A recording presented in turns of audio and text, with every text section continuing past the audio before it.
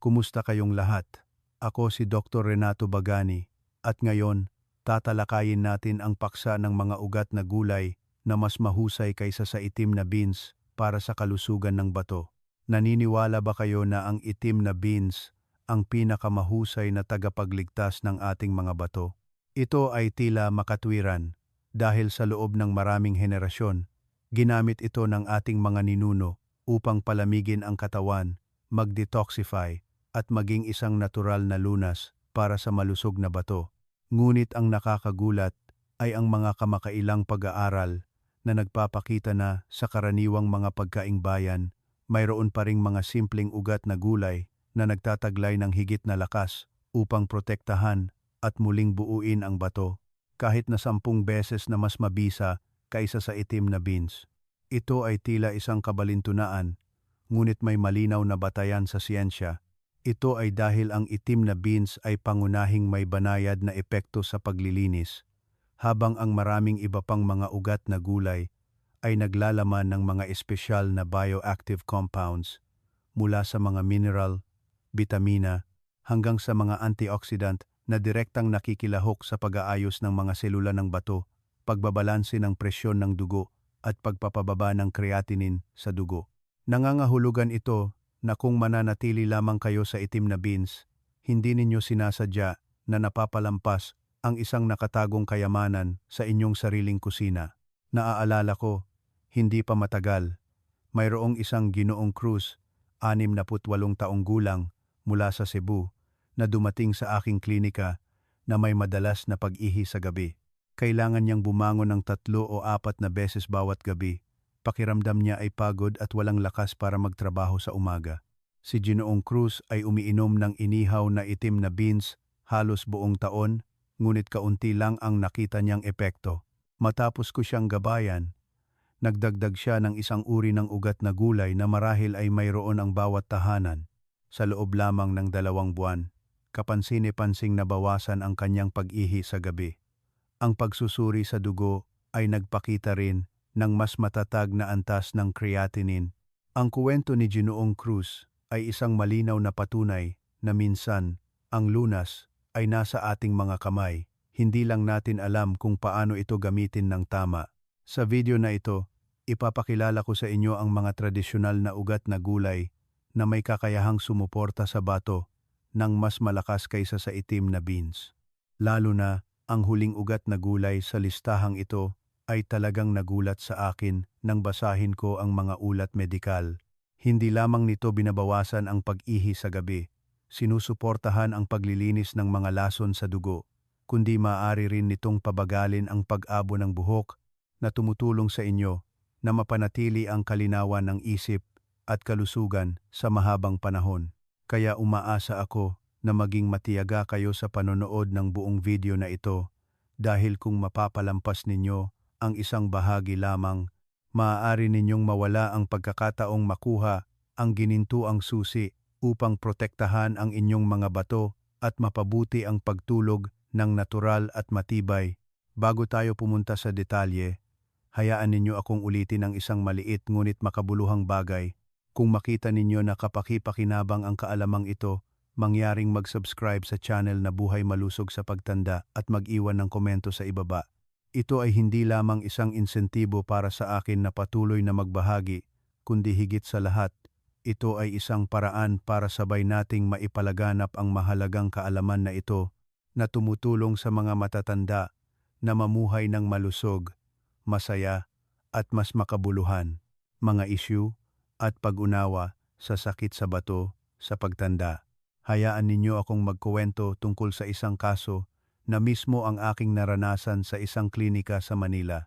May isang pasyenteng lalaki, 64 taong gulang, payat ang pangangatawan, halos puti na ang buhok, na dumating para magpatingin dahil sa problema ng madalas na paggising para umihi sa gabi. Sinabi niya na patuloy siyang umiinom ng inihaw na itim na beans, halos araw-araw sa pag-asang mapabuti ang function ng kanyang bato. Ngunit ang resulta ng kanyang pagsusuri ay nagpakita na ang antas ng creatinine ay nanatiling mataas, isang babala na humihina ang kanyang bato. Nang gabayan ko siya na magdagdag ng ilang iba pang ugat na gulay, sa kanyang pang-araw-araw na pagkain, kasabay ng pag-aayos ng kanyang oras ng pagtulog at pag-inom ng tubig. Pagkatapos lamang ng halos 2 buwan, bumaba ang kanyang mga antas ng pagsusuri at naging tuloy-tuloy ang kanyang pagtulog. Mas gumaan ang kanyang pakiramdam sa umaga. Ang kuwentong iyon ay nagpapakita na bagaman kapaki-pakinabang ang itim na beans, hindi ito sapat. Sa kalikasan sa paligid natin, mayroon pang maraming uri ng ugat na gulay. Bawat isa ay may sariling mekanismo ng pagkilos. May mga ugat na gulay na nakakatulong na palakasin ang ki at dugo. May mga nagpapalamig at nagde-detoxify. At mayroon ding nakakatulong na labanan ang pamamaga at magpababa ng ihi. Kung alam natin kung paano pagsamahin ng tama, hindi lamang mapoprotektahan ang mga bato, kundi magkakaroon din ng pagkakataong muling mabuo at gumaling araw-araw. Ito ay mahalaga dahil ang sakit sa bato ay karaniwang umuunlad ng tahimik at madalas na nahuhuli kapag nasa huling yugto na. Ang mga palatandaan na madalas nating binabalewala, tulad ng madalas na pag-ihi sa gabi, mabilis na pag-abo ng buhok, tuyong balat o matinding pagkapagod, o kahit mataas na creatinine sa dugo, lahat ay mga senyales na nagbibigay ng babala ang ating katawan.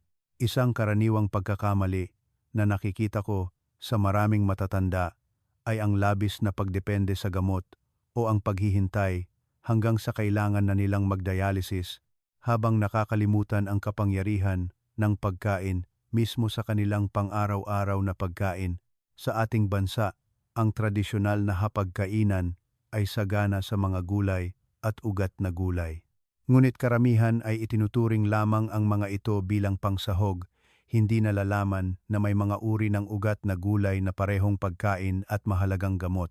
Kung alam ninyo kung paano kainin ng regular, magdudulot ito ng mas matagal na benepisyo sa bato kaysa sa mamahaling supplements. Ano ang resulta ng pag-asa lamang sa gamot nang hindi binabago ang pamumuhay? Ito ay tumataas na gastos sa paggamot at bumababang kalidad ng buhay. Nasaksihan ko ang ilang mga pasyente na paglampas ng 60 taong gulang ay kailangan maglaan ng ilang libong piso bawat buwan para lamang sa gamot. Ngunit kung magdaragdag kayo ng ilang tradisyonal na ugat na gulay, kasama ang isang balanseng dieta at sapat na ehersisyo, ganap ninyong mababawasan ang pasanin sa inyong mga bato at maging ang pinansiyal na pasanin ng inyong pamilya. Ang magandang balita ay ang kalikasan ay naghanda na para sa atin ng mga lunas sa hardin, sa palengke, at maging sa pang-araw-araw na pagkain.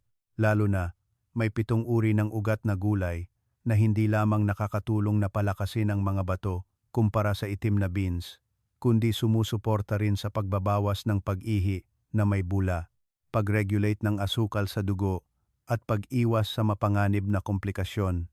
Sa susunod na bahagi, ipapakilala ko ang bawat uri upang madali ninyong mailapat sa inyong pang-araw-araw na menu nang hindi na kailangan pang maghanap. 7 tradisyonal na ugat na gulay na tumutulong sa pagpapanumbalik at pagprotekta sa bato. 1. Ube, purple yam. Kung ang marami ay pamilyar sa itim na beans dahil sa kakayahan nitong magpababa ng ihi at mag-detoxify ng katawan, ang ube naman ay may nakahihigit na halaga. Ang itim na beans ay tulad lamang ng tubig na naghuhugas ng dumi sa bato, habang ang ube ay hindi lamang naghuhugas, kundi nagpapalakas din, nagbibigay muli ng enerhiya, at nagpapalusog sa ugat ng bato. Kaya naman sa tradisyon, ang ube ay itinuturing na regalo ng kalikasan para sa mga matatanda na tumutulong sa katawan na makabawi pagkatapos ng maraming taon ng pagkapagod. Sa tradisyonal na medisina, ang ube ay tinatawag na Chinese yam, sonduok, at matagal nang ginagamit sa maraming sinaunang resipe upang gamutin ang madalas na pag-ihi, pananakit ng tuhod, sakit sa likod, o kahinaan ng katawan. Naniniwala ang mga sinaunang tao na ang ugat na gulay na ito ay may neutral na katangian at matamis na lasa, direktang pumupunta sa spleen, baga, at bato, na nagpapalusog ng hindi nagdudulot ng init at nagpapalusog ng hindi nagdudulot ng pagbara. Sa modernong pananaw ng agham, natuklasan ng mga mananaliksik sa ube ang isang mahalagang aktibong sangkap na tinatawag na Diosgenin. Ito ay isang sangkap na nagpapabagal sa proseso ng pagtanda ng mga selula ng bato, tumutulong na balansehin ang metabolismo ng asukal at taba. Sa gayon ay binabawasan ang presyon ng pagsasala sa bato at sabay-sabay na sumusuporta sa pag-iwas sa mga komplikasyon sa mga matatanda tulad ng diabetes o mataas na kolesterol. Naaalala ko ang isang pasyente sa Davao, 17 taong gulang na matagal nang may problema sa pag-ihi sa gabi. Sinabi niya na dati siyang bumibili ng iba't ibang mamahaling supplements sa botika, ngunit pakiramdam niya ay hindi siya mapakali at hindi makatulog pagkatapos uminom nito. Nang dumating siya sa akin, ginabayan siya na magluto ng ube bilang lugaw kasama ang kaunting red dates at goji berries. Kinakain niya ito ng 3 hanggang 4 na beses sa isang linggo, kasabay ng pag-iensayo sa paghinga ng tiyan at banayad na paglalakad. Pagkatapos ng halos 6 na linggo, bumalik siya para sa follow-up check-up na may magandang kalooban, mas mahimbing ang tulog, kapansine-pansing nabawasan ang pag-ihi sa gabi, at mas maliwanag at rosas ang kanyang balat.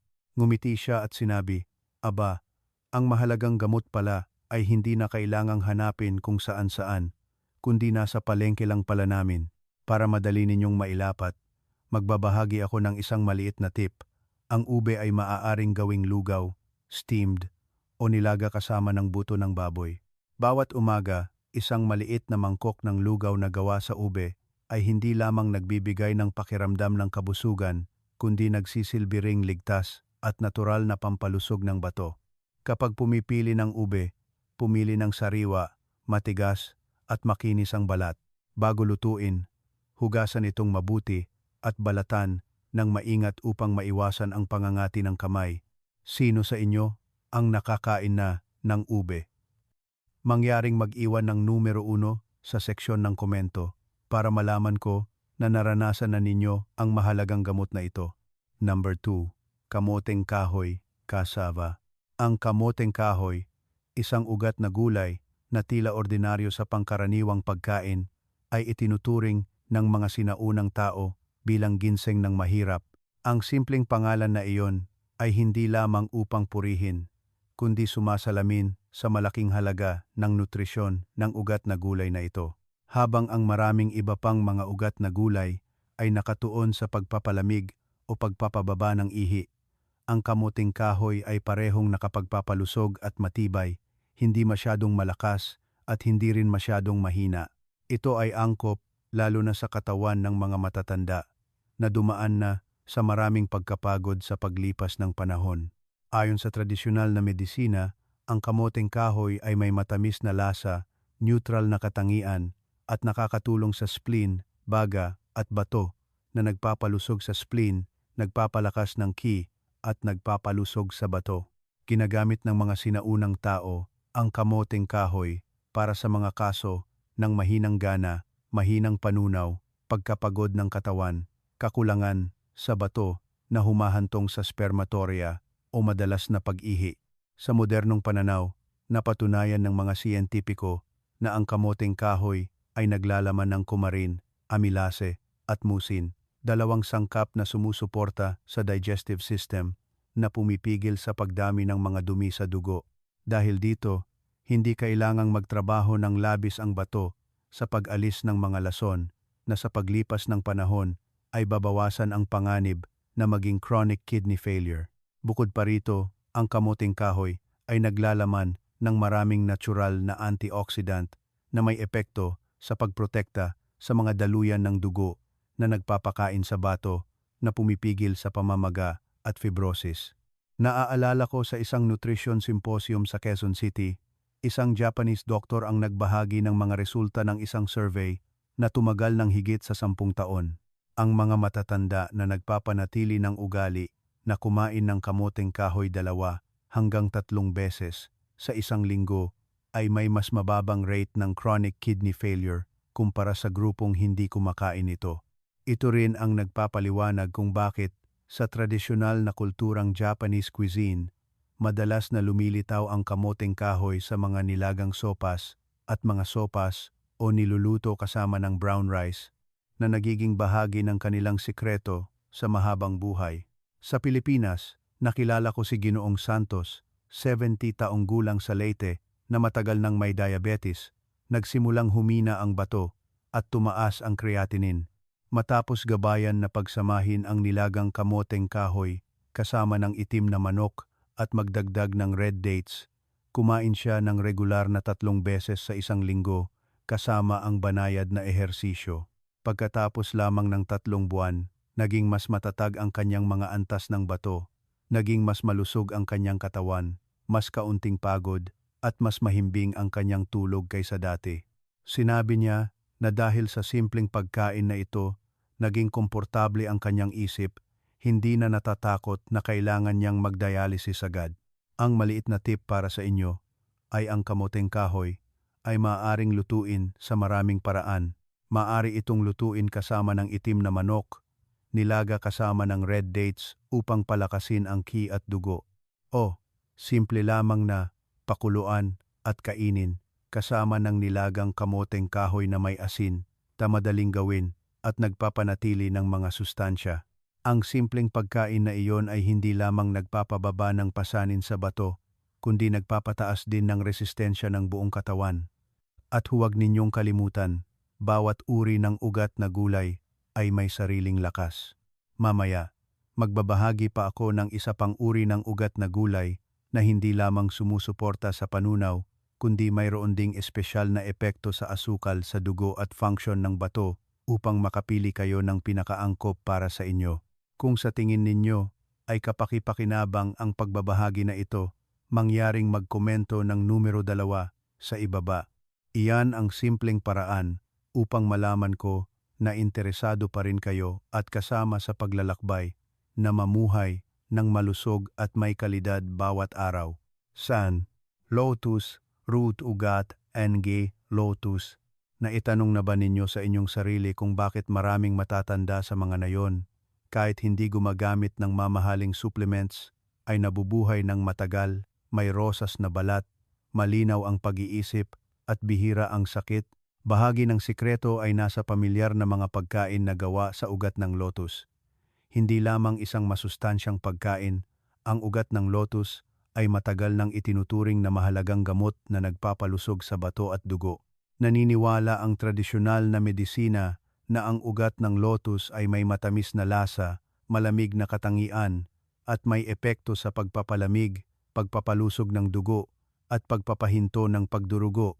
Ibig sabihin, nakakatulong itong palamigin ang katawan, ihinto ang pagdurugo, at palusugin ang mga daluyan ng dugo.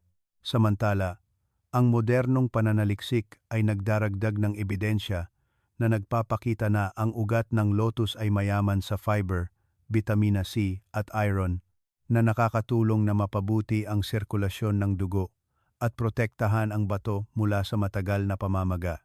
Sa mga matatanda, ang bato ay natural na dumaranas ng pagtanda kung idaragdag ang panloob na init o dieta na mayaman sa protina ng hayop, madaling maging labis na trabaho ang bato.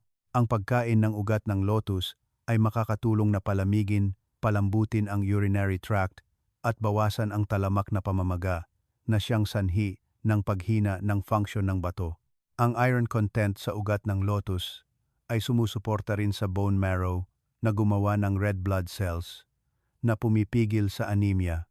Ito ay isang komplikasyon na madalas kinakaharap ng maraming pasyente na may chronic kidney disease na humahantong sa pagkapagod, mabilis na tibok ng puso at madaling pagkapagod ng puso. Kapag humina ang bato, nagugulo ang pagtulog, tumataas ang pag-ihi sa gabi na lalong nagpapahina sa katawan. Ang ugat ng lotus mula sa siyentipikong pananaw ay maaring ituring na isang dalawang pilay na solusyon na parehong nagpoprotekta sa bato at nagpapabuti sa kondisyon ng dugo. Naaalala ko minsan sa isang check-up sa Cebu, isang matandang babae na nagngangalang Aling Nena, 70 taong gulang, ay dumating na may problema sa hindi makatulog, madalas na pag-ihi sa gabi, paglalagas ng buhok at maputlang kutis.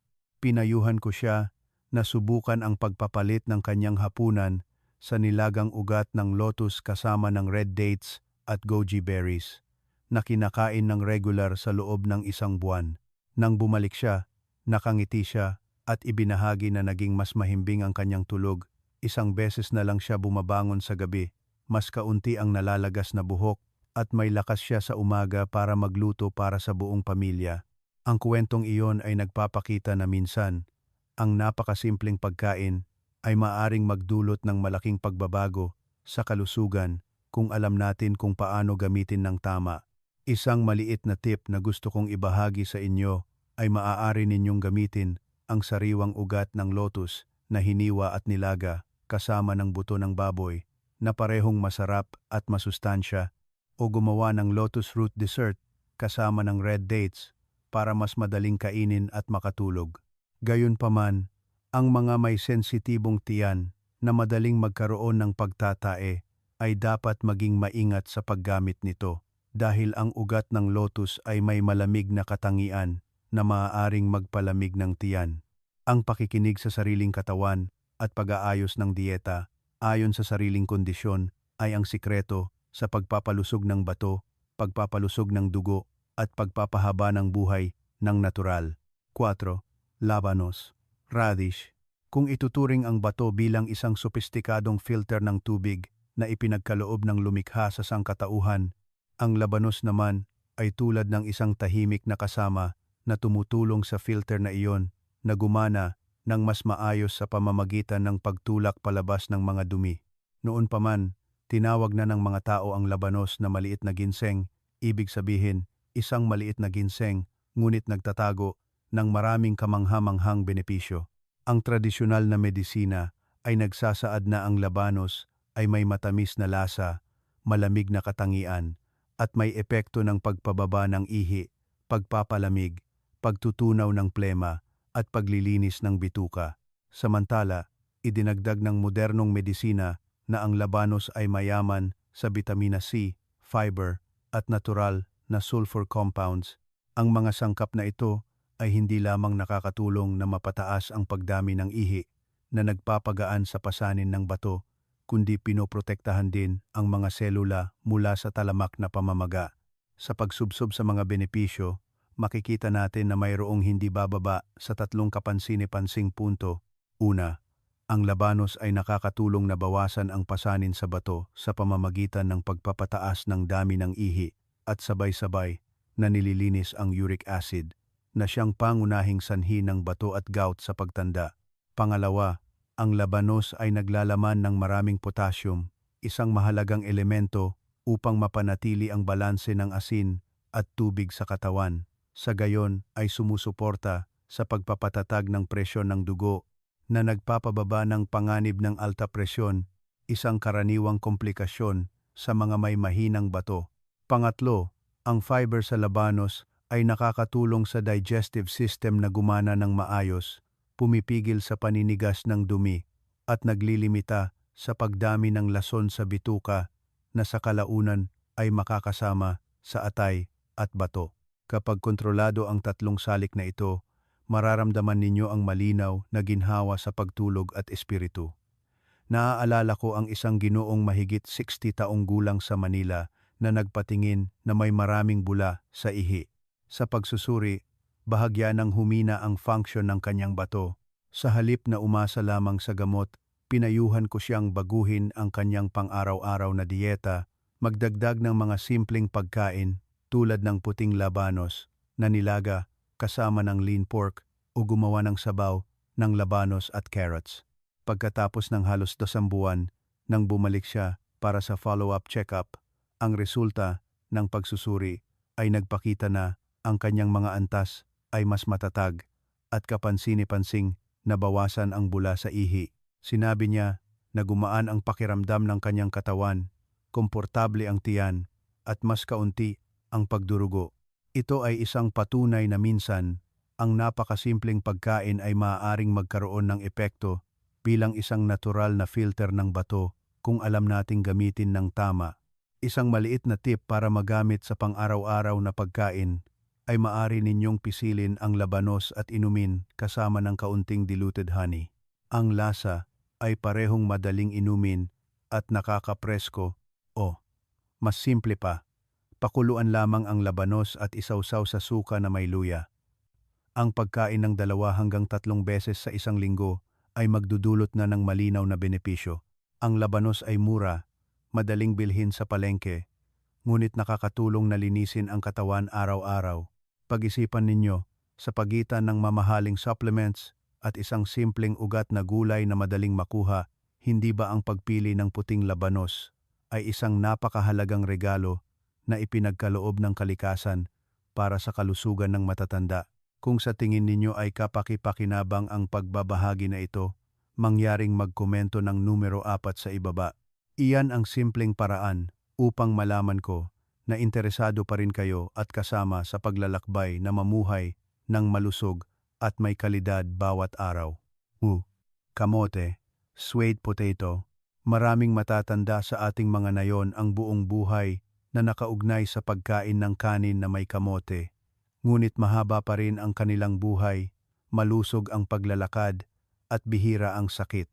Ang sikreto ay hindi lamang sa pagkain para mabusog kundi, higit pa rito, ang mga espesyal na sustansya sa kamote ay nakakatulong na protektahan ang atay, bato, at maging ang mga daluyan ng dugo.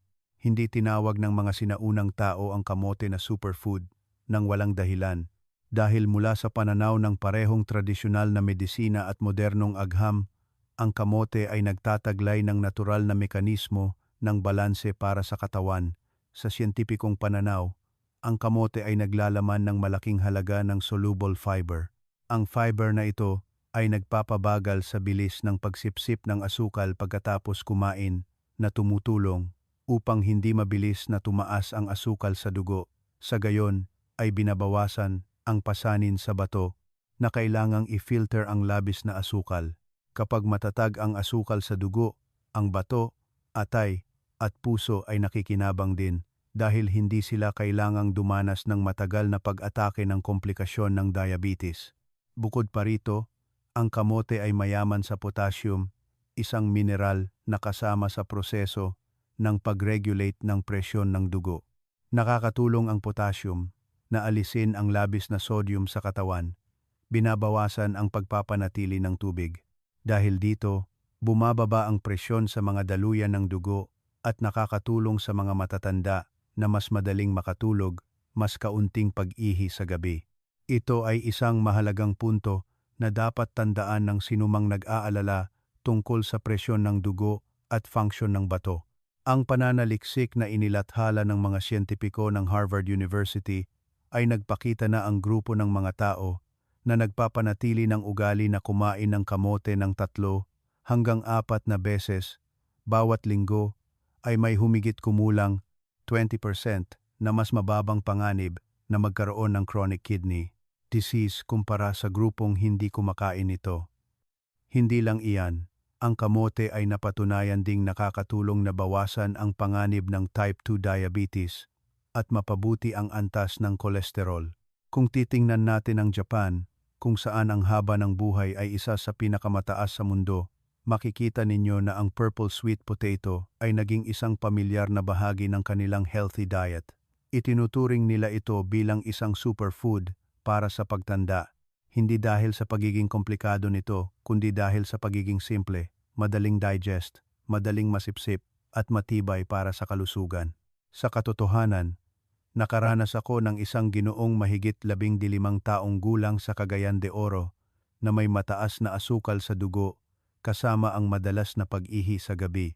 Sa halip na umasa lamang sa gamot, pinayuhan ko siya na subukan ang pagpapalit ng bahagi ng kanyang kanin sa pinakuluang kamote sa hapunan. Siya ay matiyagang nagsagawa nito sa loob ng 2 buwan. Nang bumalik siya, masayang ibinahagi niya na naging mas matatag ang kanyang asukal sa dugo, mas mahimbing ang kanyang tulog. 1 beses na lang siya bumabangon sa gabi, sa halip na 3 o 4 na beses tulad ng dati. Bukod pa rito, ang matagal ng paninigas ng dumi niya ay lubhang nabawasan din dahil sa fiber sa kamote na nag-regulate muli ng peristalsis ng bituka. Ito ay isang matingkad na halimbawa na nagpapakita na ang mga pagkaing tila napakasimple ay may malaking kapangyarihan sa katawan kung alam nating gamitin ng tama. Para magamit ang kamote sa pang-araw-araw na pagkain, maaari kayong pumili ng maraming simpleng paraan. Sa umaga, kumain ng isang piraso ng pinakuluang kamote sa halip na lugaw o pansit na magpapagaan sa tiyan at magpapatatag ng asukal sa dugo. Kapag gusto ninyong magpalit ng lasa, maaari ninyong ihawin ang kamote para kainin bilang merienda o gumawa ng sabaw ng kamote na may dahon ng malunggay na parehong matamis at nakakapresko at mabuti para sa digestive system. Gayunpaman, mahalagang tandaan na huwag kumain ng labis ng sabay-sabay dahil ang kamote ay mayaman sa starch na madaling magdulot ng kabag at pamamaga ng tiyan.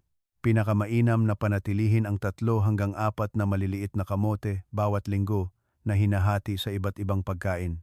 Kung ang kamote ay nagbibigay ng banayad na balanse, ipapakilala ko sa inyo ngayon ang isang uri ng ugat na gulay na may malakas na epekto bilang isang tunay na pampalusog na gamot. Ito ay ang gabi taro, isang tradisyonal na ugat na gulay na nakakatulong sa pagpapababa ng asukal sa dugo, pagpapalamig at pagde-detoxify, at nagpapalusog din sa yin ng bato. Kaunti lang ang nakakaalam nito, ngunit ang epekto nito ay karapat-dapat na pag-isipan. 6. Gabi, taro. Kapag narinig ninyo ang gabi, marami sa inyo ang agad na maiisip ang paboritong ginataang gabi o laing. Ngunit sa tradisyonal na medisina, ang gabi ay hindi lamang nagpapalamig kundi itinuturing din bilang isang gamot na may kakayahang palakasin ang yin ng bato, magpababa ng asukal sa dugo, at mag-detoxify ng katawan. Ito ay hindi lamang isang simpleng pasalitang tradisyon, kundi sinusuportahan din ng maraming modernong pananaliksik. Sa siyentipikong pananaw, ang gabi ay naglalaman ng mahahalagang bioactive compounds tulad ng quercetin at isoflavones. Ang dalawang sangkap na ito ay may epekto sa pagpapaluwag ng mga daluyan ng dugo na nakakatulong na mapabuti ang sirkulasyon, magpababa ng presyon ng dugo at mapataas ang dami ng dugo na nagpapalusog sa bato. Hindi lang iyan, nakakatulong din sila sa pag-regulate ng asukal sa dugo, binabawasan ang pasanin sa glomeruli ng bato at pinipigilan ang mga mapanganib na komplikasyon ng diabetes sa urinary system. Bukod pa rito, ang starch sa gabi ay natural na malamig, madaling digest, at may epekto sa pagpapakalma ng digestive system na naglilimita sa panloob na init at paninigas ng dumi, mga salik na karaniwang hindi direkta na nagiging sanhi ng labis na pagtatrabaho ng bato. Sa pang-araw-araw na pangangalaga sa kalusugan, madali ninyong mailalapat ang gabi. Ang pinakakaraniwang paraan ay ang paghalo ng gabi na nilaga sa mainit na tubig. Maari ring magdagdag ng kaunting honey para mas madaling inumin. Para sa sariwang gabi, hugasan lang, hiwain ng manipis, patuyuin, at saka gawing tsaa. Lalo na para sa mga matatanda na may mataas na presyon ng dugo, isang tasa ng mainit na tsaa ng gabi sa hapon ay parehong nakakapresko at nakakatulong na maging mas mahimbing ang pagtulog. Naaalala ko ang isang ginoong mahigit 60 taong gulang sa Baguio na maraming taon nang nabubuhay, na may alta presyon at pabago-bagong asukal sa dugo. Madalas siyang umiinom ng gamot, ngunit kasama nito ang pakiramdam ng pagkapagod at pagkahilo. Nang siya ay magpatingin, iminungkahi ko na isama niya ang ugali na uminom ng isang tasa ng mainit na tsaa ng gabi sa hapon. Ginawa niya ito ng regular sa loob ng mahigit 1 buwan. Sa sumunod na follow-up check-up, masayang ibinahagi niya na naging mas matatag ang kanyang presyon ng dugo, mas kaunti ang pagbabago sa asukal sa dugo, at mas mahimbing ang kanyang tulog.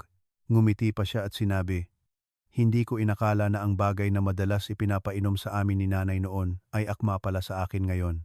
Gayunpaman, gusto ko ring bigyang diin ang isang bagay, ang gabi ay ligtas, ngunit kung gagamitin ninyo ito ng masyadong puro o iinom ng labis ng sabay-sabay, madali itong magdulot ng paglamig ng tiyan at pagtatae.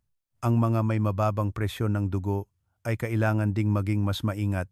Ang pinakamahusay na paraan ay ang paggamit nito ng katamtaman, ang mga 2 hanggang 3 beses sa isang linggo. isang tasa lamang bawat beses.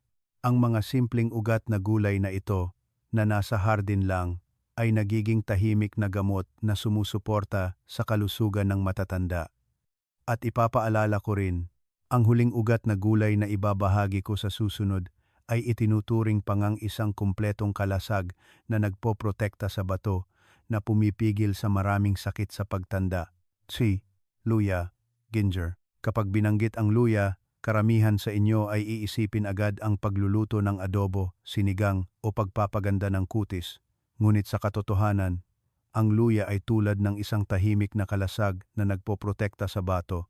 Sa maraming bahagi ng Pilipinas, ang luya ay itinuturing na pamilyar na sangkap, ngunit kaunti lang ang nakakaalam na sa modernong medisina, ang gingerol, ang pangunahing aktibong sangkap sa luya, ay napatunayan na may malakas na anti-inflammatory, detoxifying, at kidney protective effect.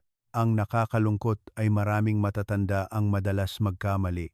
Lubos silang umaasa sa mga gamot na binibili sa botika upang bawasan ang pamamaga at pananakit ng kasukasuan, habang hindi gaanong napapansin na ang matagal na paggamit ng gamot ay nakakapinsala sa bato na nagpapataas ng creatinine sa dugo. Kapag humina ng talamak ang bato, napakahirap nang bumalik sa normal. Samantala, kung gagamitin lamang natin ang luya ng tama sa pang-araw-araw na pagkain, magkakaroon tayo ng isang ligtas na solusyon upang suportahan ang bato-bato na may kaunting side effects. Napatunayan ng modernong agham na ang gingerol sa luya ay may 3 kapansin-pansing epekto. Una, malakas na anti-inflammatory. Sa gayon ay pumipigil sa glomerulonephritis at binabawasan ang fibrosis sa bato. Pangalawa, antioxidant na nakakatulong na protektahan ang mga selula ng bato mula sa pag-atake ng free radicals na siyang sanhi ng pagtanda at paghina ng function ng organ. Pangatlo, nagpapatatag ng asukal sa dugo at kolesterol. Sa hindi direkta ay binabawasan ang pasanin sa bato na kailangang iproseso ang mga dumi mula sa asukal at lipids. Dahil sa 3 mekanismong ito, itinuturing ng komunidad ng medisina ang luya bilang isa sa mga pinakakapakipakinabang na panggamot na pampalasa para sa mga matatanda. Naalala ko ang isang kaso sa klinika. Si Ginoong David, 58 taong gulang, ay na-diagnose na may banayad na pamamaga ng bato. Sa halip na uminom lamang ng gamot, nakinig siya sa payo na isama ang mainit na gatas na may luya bawat gabi at paminsan-minsan ay nagluluto ng nilagang manok na may luya. Pagkatapos ng halos 3 buwan, ang resulta ng pagsusuri ay nagpakita na mas matatag ang kanyang antas ng bato, bumuti ang kanyang pagtulog, at mas gumaan ang kanyang pakiramdam. Masaya pa siyang nagsabi, "Akala ko ang luya ay para lang sa pagluluto, hindi ko inakala na nakakatulong din pala sa bato at kasukasuan ko." Ito ay isang malinaw na patunay na ang mga bagay na malapit sa atin sa kusina ay maaaring maging mahalagang katulong sa kalusugan. Para madali ninyong mailapat, iminumungkahi ko ang ilang paraan. 1 tasa ng mainit na gatas na may luya na binubuo ng 6 ml ng sariwang gatas, 1 maliit na kutsarita ng dinikdik na luya at kaunting honey. Ang pag-inom bago matulog ay nakakatulong sa katawan na mag-relax at sumusuporta sa bato. Sa pagkain, maaaring gamitin ang luya sa adobo, nilagang manok, o paggawa ng sabaw ng luya na may gulay. Isang maliit na tip na kaunti lang ang nakakaalam, kapag pinagsama ang luya sa itim na paminta, tumataas ang kakayahan ng pagsipsip ng gingerol ng maraming beses. Dahil dito, mas malinaw ang epekto ng proteksyon ng bato. Gayunpaman, gusto ko ring bigyang diin ang isang mahalagang punto. Huwag gumamit ng labis na dinikdik na luya ng sabay-sabay dahil maaari itong magdulot ng panloob na init sa atay, paninilaw ng balat, o digestive discomfort.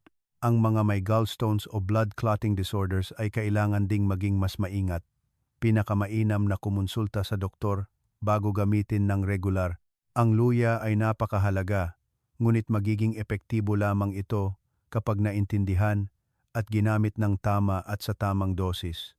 Kung sa tingin ninyo ay kapaki-pakinabang ang pagbabahagi na ito, mangyaring magkomento ng numero 7 sa ibaba. Iyan ang simpleng paraan upang malaman ko na interesado pa rin kayo at kasama sa paglalakbay na mamuhay ng malusog at may kalidad bawat araw. Suportang gawi at mahalagang paalala. May isang napakakawili-wiling bagay na madalas kong binibigyang diin sa mga pasyente. Minsan, ang isang simpleng pampalasa sa kusina ay nagiging isang tahimik na kalasag na nagpoprotekta sa bato mula sa pinsala sa paglipas ng panahon matapos kong kasama kayo sa 7 uri ng ugat na gulay. Bawat uri ay may sariling epekto na nagkakaisa tulad ng mga mahahalagang piraso sa pader na nagpoprotekta sa bato. Ang 7 uri ng ugat na gulay ay parang 7 gwardya, araw at gabi silang nagbabantay sa buhay sa katawan. Ngunit upang maging matatag ang bakod na iyon, kailangan natin ng kasamang mga gawi sa pamumuhay. Tila maliit lang ito, ngunit ito ang pandikit na nagpaparami ng epekto higit pa sa anumang gamot. Madalas akong gumamit ng isang simpleng imahe para madali ninyong maintindihan. Ang mga ugat na gulay ay ang pundasyon, ang lupa na nagpapalago ng halaman, habang ang mga gawi sa pamumuhay ay ang sikat ng araw at ang pinagmulan ng tubig. Kung nakatuon lamang sa pagkain ng ube at kamoteng kahoy, ngunit nananatiling gising ng gabi, umiinom ng malamig na inumin at gumagamit ng maraming asin, ito ay parang sinusubukang diligan ang isang basag na banga. Napakaliit ang magiging resulta. Ang mga gawin na ito ay hindi naman komplikado. Una, uminom ng sapat na mainit na tubig, mga 1.5 hanggang 2 litro bawat araw, hatiin sa maraming beses, upang matulungan ang bato na linisin ang mga dumi ng hindi nahihirapan. Pangalawa, matulog ng maaga, pinakamainam ay mula 10 p.m. dahil ang gabi ang panahon kung kailan pinakamalakas na nababawi ang bato at nervous system. Pangatlo, kumain ng kaunting asin, bawasan ang paggamit ng asin at iwasan ang maalat na patis. Ang mga gawi na ito ay ang tahimik na kaaway na nagpapataas ng presyon ng dugo at nagpapahirap sa bato. Kung susuriin ng mabuti, makikita ninyo ang malinaw na benepisyo kapag regular na umiinom ng mainit na tubig. Lumalabnaw ang dugo, dumadaloy ng maayos ang dugo sa bato, at bumababa ang presyon. Kapag maaga ang pagtulog, automatikong nagre-regulate ang nervous system na nagpapahinga sa bato pagkatapos ng buong araw na aktibidad. At kapag kumain ng kaunting asin, binabawasan natin ang panganib ng alta presyon na siyang pangunahing sanhi ng paghina ng bato. Para madaling matandaan at maisagawa, madalas akong nagmumungkahi ng iskedyul ng pamumuhay ayon sa araw. Sa umaga, isang mangkok ng steamed kamoteng kahoy na nagpapainit sa tiyan at nagpapalusog sa kinang bato na nagbubukas ng araw ng walang pagmamadali. Sa tanghali, isang mangkok ng sabaw ng puting labanos na naglilinis at nagde-detoxify ng katawan. Sa gabi, isang mangkok ng lotus root dessert na niluto kasama ng ilang red dates ay parehong nakakatulong sa malalim na pagtulog at binabawasan ang nakakainis na pag-ihi sa gabi. Umaasa ako na susubukan ninyo ang kahit isang gawi at isang uri ng ugat na gulay upang simulan agad sa linggong ito. Ang pagbabago ay hindi darating agad, ngunit kung pananatilihin ng regular, unti-unting mararamdaman ng katawan ang ginhawa, mas maliwanag ang balat, mas mahimbing ang pagtulog, at higit sa lahat, mas matatag na protektado ang bato araw-araw. At kailangan ko ring bigyang diin ang isang napakahalagang bagay. Hindi lahat ay maaaring gumamit ng lahat ng uri ng ugat na gulay na naibahagi ko. Minsan, ang parehong pagkain ay nagdudulot ng iba't ibang epekto sa iba't ibang tao, at kung hindi naintindihan ng maayos at inabuso, mas maraming pinsala kaysa sa benepisyo. Kaya naman, ipapaliwanag ko ng mas detalyado ang mga karaniwang pagkakamali at ang tamang pagsasaayos upang ang paggamit ng mga ugat na gulay ay talagang magdala ng benepisyo sa kalusugan, lalo na sa kalusugan ng bato sa mga matatanda. Ang unang karaniwang pagkakamali ay ang labis na paggamit ng mga ugat na gulay tulad ng ube, kamoteng kahoy o gabi. Kapag ginamit sa katamtamang dami, ang mga ito ay masustansyang pagkain na nakakatulong na palakasin ang ki at dugo at sumusuporta sa digestive system. Ngunit kung kumain ng labis, madali itong magdulot ng kabag, pagtatae o hirap sa panunaw. Ang luya ay isang tipikal na halimbawa. Mayroon itong malakas na anti-inflammatory property, ngunit kung iinom sa napakapuro na dosis, maaari itong magpainit sa atay at maging sanhi ng paninilaw ng balat. Ito ay nagpapakita na anumang uri ng pagkain, gaano man kahalaga, ay kailangan ng balanse at pagtitimpi. Ang pangalawang pagkakamali ay ang hindi pagpansin sa sariling kondisyon ng kalusugan. Ang mga may mababang presyon ng dugo o madaling bumaba ang asukal sa dugo, kung umiinom ng maraming gabi, ay madaling makaranas ng pagkahilo at pagkapagod. Ang mga buntis na kumain ng labis na ube o ugat ng lotus ay mayroon ding potensyal na panganib sa pagbubuntis. Nakilala ko ang isang pasyente sa Davao, 45 taong gulang, na labis na naniniwala sa herbal medicine, kaya araw-araw siyang nagluluto ng gabi at iniinom sa halip na tubig. Ang resulta ay bumaba ang kanyang asukal sa dugo, nahilo, at kinailangan siyang isugod sa ospital.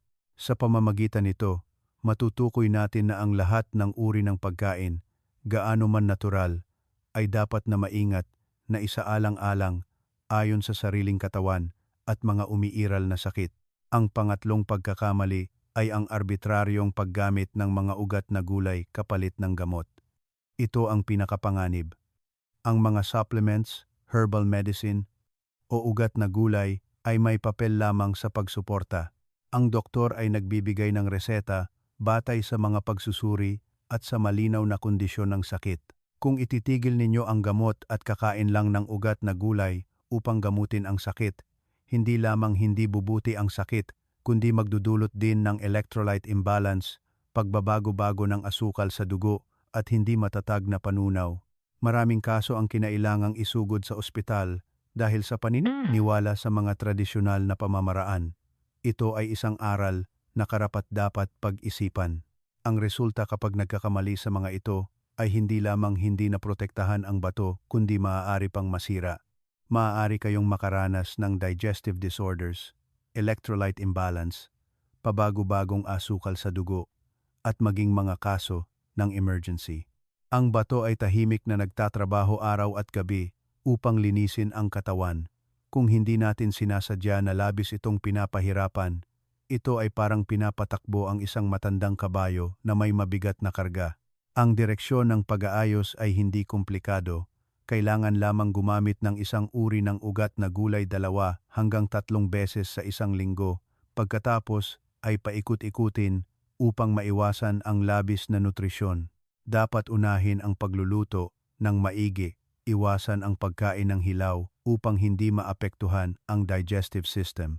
Ang mga may sakit ay kailangan kumonsulta sa doktor bago magdagdag ng bagong ugat na gulay sa menu. Madalas kong pinapayuhan kayo na tandaan ang 321 rule na napakadaling tandaan.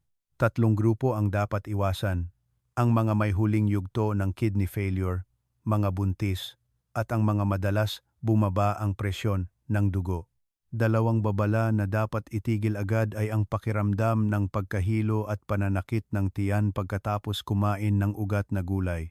At isang mahalagang punto na kailangang magpatingin sa doktor ay kapag ang antas ng creatinine sa dugo ay lumampas sa 200 micromole L o kapag umiihi kayo ng mahigit 5 beses sa gabi.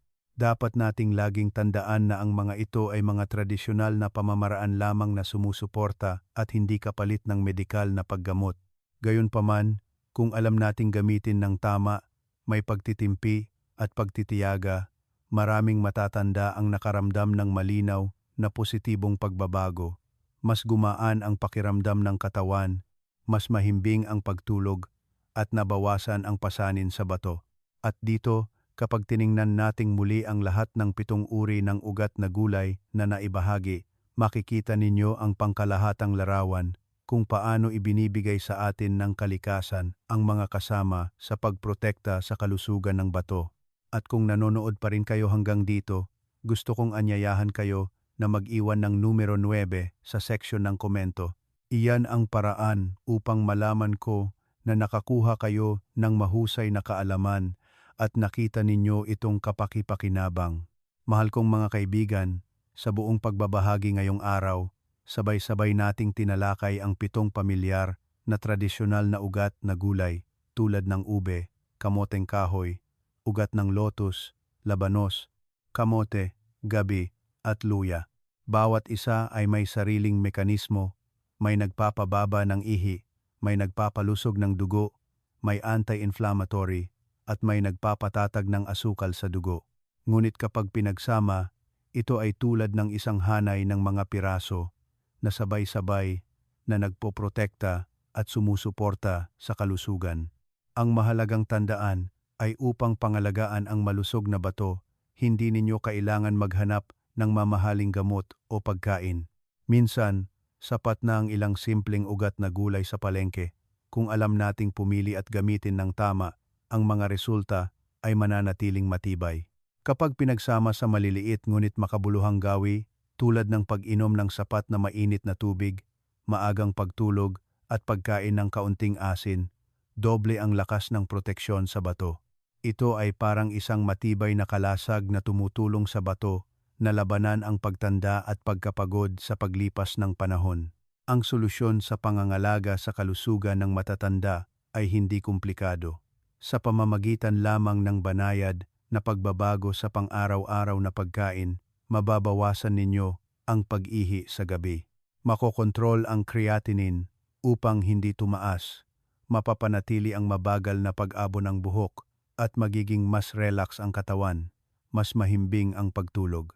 Higit sa lahat, ang ganitong uri ng pangangalaga sa bato ay nangangahulugan din ng pagbaba ng panganib na magkaroon ng 3 karaniwang sakit na bumabalot sa pagtanda, sakit sa puso, alta presyon, at diabetes.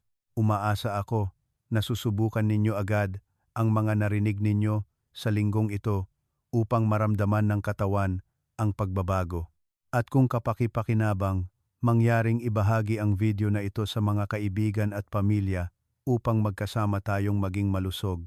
Huwag kalimutang mag-subscribe sa channel na Buhay Malusog sa Pagtanda upang bawat linggo ay magkaroon tayo ng bagong sikreto, at inaanyayahan ko rin kayo na patuloy na sumama dahil sa susunod na pagbabahagi, ipapakilala ko ang 5 tradisyonal na inumin na napakadaling gawin. Ngunit kaunti lang ang nakakaalam na may kakayahang linisin ang bato, palakasin ang puso, at makatulong sa mas malalim na pagtulog. Huwag ninyong palampasin upang makakuha ng mas praktikal na mungkahi para sa paglalakbay na mamuhay ng malusog sa pagtanda.